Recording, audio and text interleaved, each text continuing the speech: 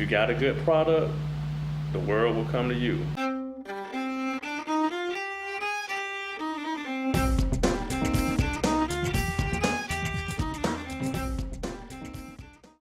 I'm Derek Holloman.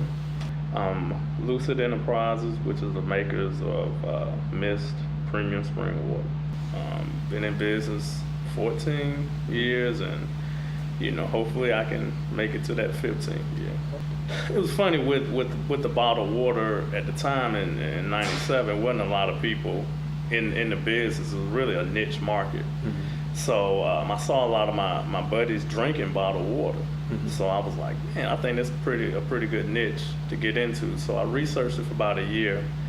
Mm-hmm. Started with the 5-gallon bottles that's in businesses. Mm-hmm. And I put my label on a 5-gallon bottle. Had it bottled here in Atlanta. Put my private label on it and start delivering water.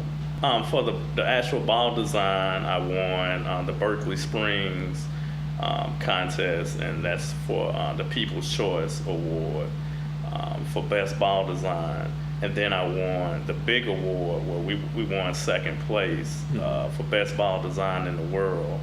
And that was the awards that we won over in Germany. Mm-hmm. It was funny. I really wanted to be an engineer. Mm-hmm. So I really wasn't really thinking about being an entrepreneur, because as a kid I was always taking stuff apart, putting it back together. So I really wanted to build homes and build buildings and sell those. So I really wanted to get more into architecture. And then I won a lot of photography contests when I was young. Also, so I'm really into photography and into art. So when I designed the bottle, it was kind of a mesh of the two, of the design aspect of kind of like my engineering / architectural dreams, and photography, which I kind of understand angles and things of that sort. I've learned a lot. See, it's just me. So I don't have any loans. I don't have any business partners. So everything I've learned is because of everything I've lost. Mm-hmm. And as far as money, a lot of time, I had to learn everything on my own. Yeah. And that was the thing that I really learned a lot from that. Like I tell people a lot of times, I might not want to get bought out. Yeah. I might want to just stay in this and stay in my niche or grow my company, and that's one of my big things about going public. Mm-hmm. Because if you own your name, you own everything, then you can sell, you can keep, or you can pass down. So that's how I kind of look at it. Now we do a lot of events here in the States, but we really haven't launched here yet. But we really are going to do a really nice launch here. Right now, online. They can get it online. We're in a select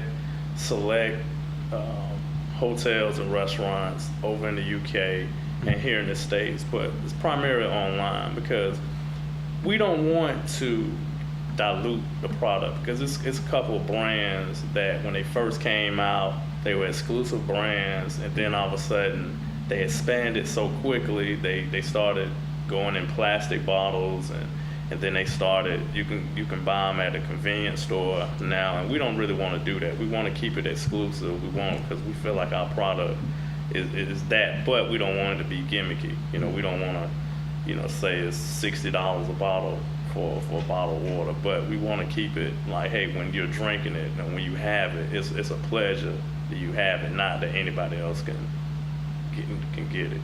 We really want to make it a lifestyle, really want to make it interactive, so not just people just drinking water, people just drinking the vodka. We want people, when they hear about Mist or any of our other products that we have coming out, that people are like, hey, that's a lifestyle brand. So you can go on the website, it's Mist H2O, www.mistH2O, and you can follow us on Twitter with the same thing, Twitter/Mist H2O.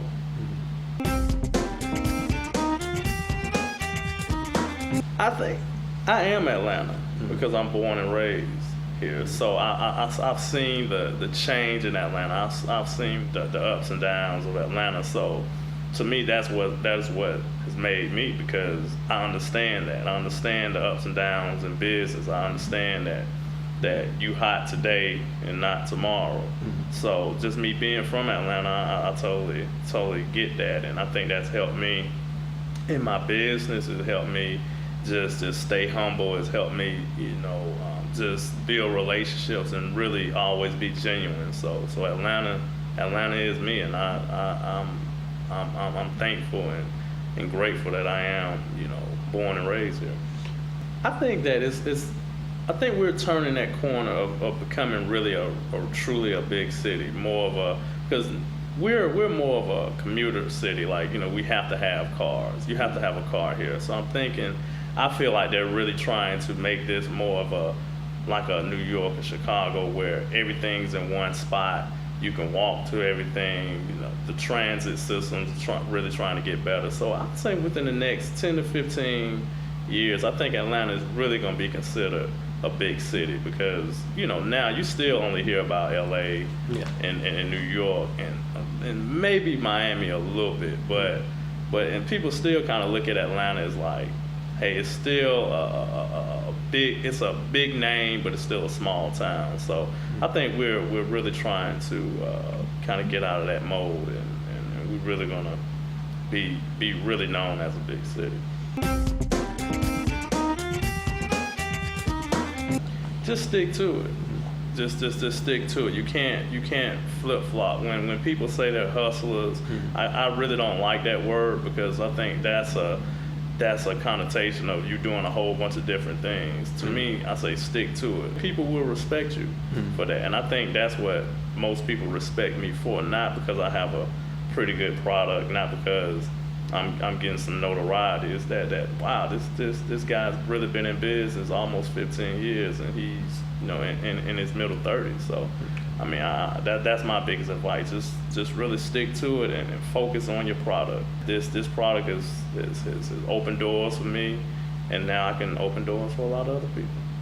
Again, if you have a great product, the world will come to you.